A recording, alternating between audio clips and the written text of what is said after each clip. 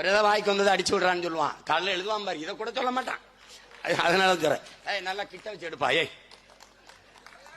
அருள்மிகு பழனி ஆண்டவர் மகளிர் கல்லூரியில் பழனியில தன்னாட்சி அதிகாரம் பெற்ற கல்லூரிப்பா. இந்த வரப்பா வேலை வாய்ப்புப்பா. எப்பா நீ சோத்துல உப்பு போட்டு தான் திங்கிறியாண்ணா? எனக்கு தெரியல, வேற ஏதாவது போட்டு திங்கிறியா? பெரிய புட்டிங்க ஆதாரத்தை இருந்து காட்டுறாரு இப்படி. என்ன ஆதாரம்? ஆர்டிஐ மூலமா ஏதாவது போட்டு எடுத்து வந்திருக்கியா காட்டுறதுக்கு?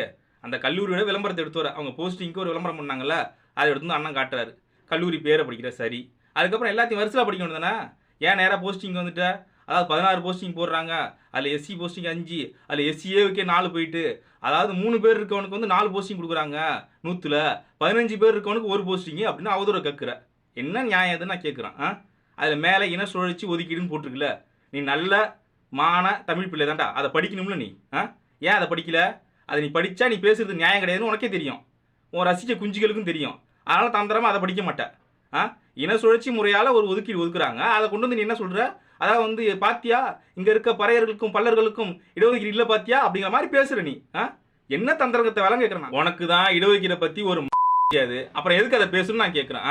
இதில் வேற விளக்க பொதுக்கூட்டமா, அதாவது சாதி வாரி கணக்கெடுப்பு எடுத்து ஏன் இடஒதுக்கீடு தரணும் அப்படின்னு விளக்க பொதுக்கூட்டம் போடுறாங்க. அதில் விளக்குறாரு, விளக்க லட்சணம் பாருங்க எந்த அளவுக்கு இருக்கு. அதாவது வந்து ஒரு கல்லூரியில் வந்து 5 போஸ்டிங் போடுறாங்கன்னு வச்சுப்போம், அதில் 4 வந்து எஸ்சிக்கும் 1 வந்து பிசி எம்பிசிக்கும் சேர்த்து போடுறாங்கன்னு வச்சுப்போம்.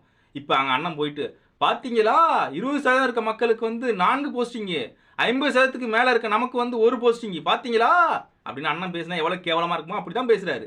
அது இன சுழற்சி அடிப்படையில் போடுறாங்கடா முட்டாள் அப்படின்னு சொல்லணும் நம்ம. இப்போ அண்ணன் பேசுகிறாரு, அந்த கூட்டத்தில் பறையர் பல்லர் பாமர இளைஞர்கள் இருப்பாங்க, அவங்களுக்குலாம் அண்ணன் பேச நியாயமாக இருக்கும். அதாவது நம்ம இடத்துல இப்போ உட்காந்துக்கிட்டாங்க பார்த்தியா அப்படிங்கிற எண்ண ஓட்டத்தை உருவாக்க முயற்சி பண்ணுறாப்புல அண்ணன். எவ்வளோ ஒரு தற்கூரித்தனமான வாதம் அது. இன சுழற்சி முறையில் கொடுக்குற ஒதுக்கீடை வந்து நீ வந்து, அதாவது பறையர்கள் உள்ளே போல, அதுக்கு காரணம் வந்து அருந்ததியர்கள், அவங்களுக்கு கொடுத்த இடஒதுக்கீடுன்னு அபத்தத்தை பரப்புற. சப்ஸ்கிரைப் பண்ணலன்னா மறக்காம நம்ம சேனலை சப்ஸ்கிரைப் பண்ணி இந்த வீடியோக்கு ஒரு லைக் பண்ணிருங்க.